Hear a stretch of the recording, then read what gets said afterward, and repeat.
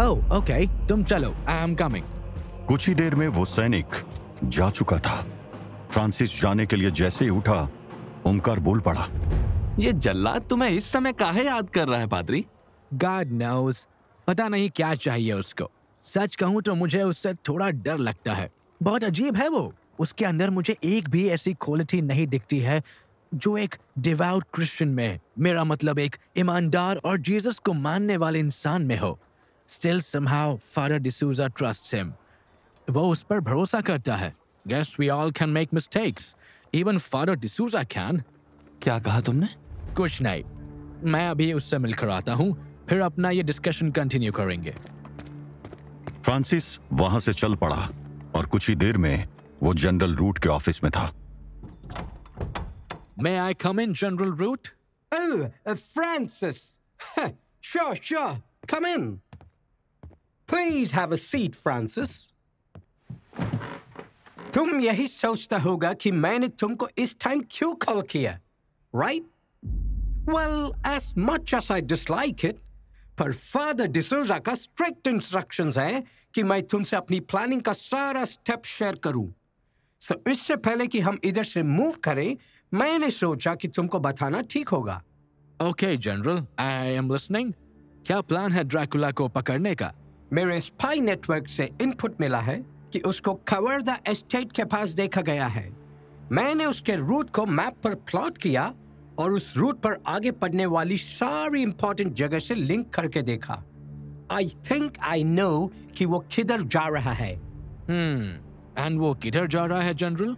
Banaras, the Hindu temple town. Banaras? But why exactly? I don't know why, Francis, पर time less है। हम ठीक 1 घंटे बाद मूव करेंगे, सो गेट रेडी। सफर काफी लंबा होने वाला है। Thanks for the information, general. But ये इंफॉर्मेशन तो आप मुझे किसी सोल्जर से भी भिजवा सकते थे। मुझे यहाँ बुलाने के पीछे ये रीजन तो नहीं होगा। एम आई राइट, जनरल? रूट की आंखें सिकुड़ गई। वो ध्यान से फ्रांसिस को देख रहा था। कुछ दिन पहले तक वो उसको एक यंग एंड इनएक्सपीरियंस्ड प्रीस्ट समझता था, लेकिन इस समय उसके सामने एक बेहद कॉन्फिडेंट यंग मैन बैठा था और रूट को उसकी पर्सनैलिटी के ये सडन चेंज काफी खटक रहा था। You are right, Francis.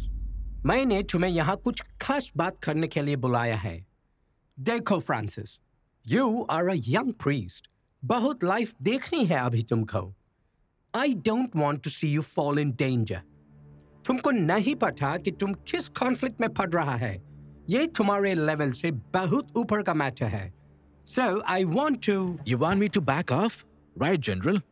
Well, I'm sorry, General Rhodes, but आपने मुझे मिसजज कर लिया है। मैं पहले भी बता चुका हूँ कि मैं अपना ध्यान रखना जानता हूँ।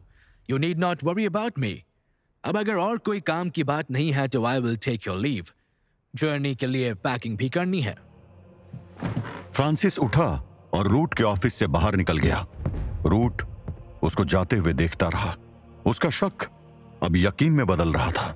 Who are you, Francis? तुम कोई नॉर्मल प्रीस्ट या पास्टर तो नहीं हो। मुझे केयरफुल रहना होगा। अब ना सिर्फ मुझे ड्रैकुला को ट्रैप करके मास्टर ल्यूसिफर के सामने ले जाना है, बट मुझे इस फ्रांसिस की भी रियलिटी पता करनी होगी। And the day I find out your truth, Francis, I will make sure that you're buried 6 feet under. General रूट की अथॉरिटी को पहली बार कोई चैलेंज कर रहा था और उसके जैसे आदमी के लिए ये एक पर्सनल इंसल्ट थी। फ्रांसिस के ऊपर बहुत बड़ा खतरा मंडरा रहा था, पर फ्रांसिस के दिमाग में सिर्फ एक ही नाम था, ड्रैकुला का। वही ड्रैकुला जो इस समय बलौर के किले के अंदर अंधेरे में भटक रहा था।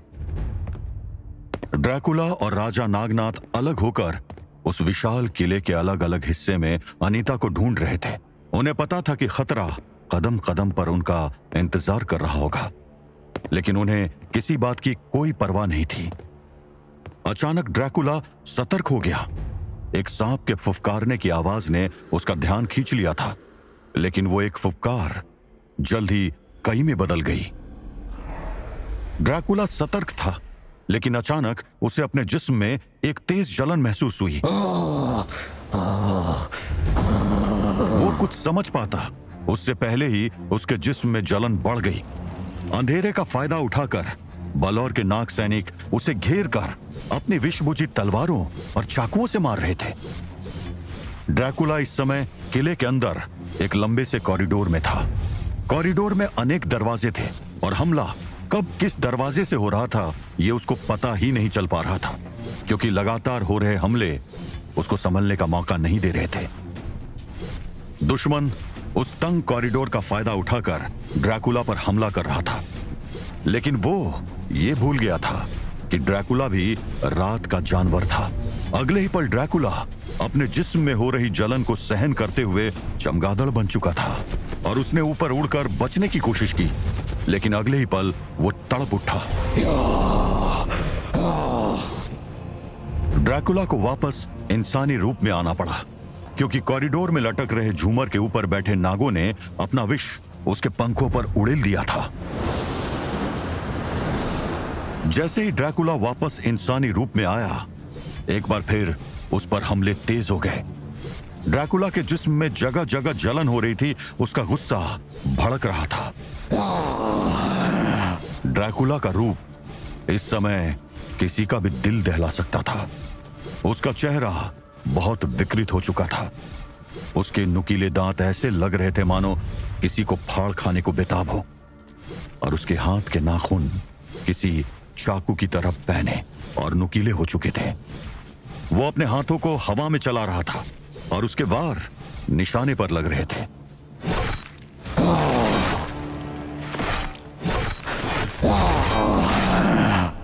उसके ऊपर जगह जगह से जहर की बौछारें गिरने लगी थी।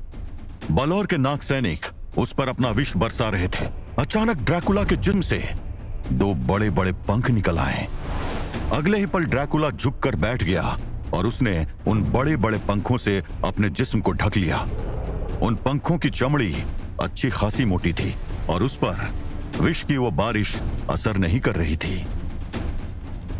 बलौर के बचे हुए नाग सैनिक अब उसके ऊपर चाकू लेकर टूट पड़े थे, पर उनके चाकू उसके पंखों की मोटी चमड़ी पर बेअसर थे। तभी अचानक ड्रैकुला ने झटके से अपने पंख खोल दिए। झटका इतना तेज था कि वो सभी इतनी तेजी से उछलते हुए दीवारों और छत से जा टकराए। उनके टकराने से छत पर लटके सांप भी नीचे गिर गए। वो किसी को फाड़ रहा था तो किसी को अपने बूट्स के नीचे कुचल रहा था। कुछ ही देर में वहां सिर्फ लाशें रह गई थी। बलौर के नाग सैनिकों की कुचली, फटी और चिथड़ों में बटी हुई लाशें। ड्रैकुला अपने पीछे मौत छोड़कर आगे बढ़ गया। ड्रैकुला ने एक जंग जीत तो ली थी और वो अपनी अगली जंग के लिए आगे निकल चुका था। वहीं दूर नर्क में अनुबिस की जंग अभी भी जारी थी, लेकिन अब बाजी उसके हाथ से निकलती हुई लग रही थी। लूसीफर के सीने में एस्मोडियस, लिवाइथन, बेल्फेगोर जैसे शक्तिशाली डेमंस थे, जिन्होंने अनुबिस की सेना में आतंक मचा दिया था। उधर लूसीफर और एनुबिस भी एक दूसरे से भिड़े हुए थे। लूसीफर के किसी भी वार को एनुबिस रोक नहीं पा रहा था। लूसीफर ने सिर्फ अपनी सुपर ह्यूमन स्ट्रेंथ से एनुबिस पर भारी पड़ रहा था, बल्कि वो साथ ही साथ अपनी डेमोनिक पावर्स का भी इस्तेमाल कर रहा था। तुझे नहीं छोड़ूंगा। आमतौर पर एक यंग हैंडसम प्रिंस जैसा दिखने वाला लूसीफर इस समय एक डेमन जैसा लग रहा था। काले पंख, सिर पर सींग, लंबी चौड़ी काया और अंगारे बरसाती हुई आंखें। क्यों अनुबिस, मजा आ रहा है ना? अनुबिस के अंदर अब ज्यादा ताकत नहीं थी, लेकिन वो अपनी पूरी ताकत लगाकर लूसीफर पर हमला करने के लिए दौड़ा। लूसीफर एनुबिस को अपनी तरफ आता देख रहा था। उसके चेहरे पर घमंड साफ दिखाई दे रहा था, जीत का घमंड। एनुबिस ने जोरदार छलांग लगाई। उसके हाथों में अचानक एक हथियार प्रकट हो चुका था और उसका निशाना था लूसीफर का सर। लेकिन लूसीफर सही समय पर वहां मूव कर गया। एनुबिस का वार खाली गया और अगले ही पल लूसीफर का एक सुपर पंच एनुबिस के चेहरे पर लगा। एनुबिस का जिस्म कई फीट दूर और हवा में उछल गया, और जब वो गिरा तो उसकी अंतिम सांसें चल रही थी। अपने काम पर इतराता लूसीफर अनुबिस के अधमरे शरीर की तरफ बढ़ा। तभी अचानक वहां एक रोशनी का धमाका हुआ। किसी को कुछ समझ नहीं आया कि वो धमाका किस चीज का था, लेकिन जब रोशनी गायब हुई तो सब कुछ पहले जैसा ही था। लूसीफर ने एक पल के लिए सोचा और फिर कंधे उचकाते हुए एनुबिस के पास पहुंच गया। एनुबिस ने लूसीफर की तरफ देखा और हिम्मत करके बोला, तू हारेगा लूसीफर, तू हारेगा। इस बार नहीं अनुबिस, इस बार नहीं हारेगा लूसीफर। या!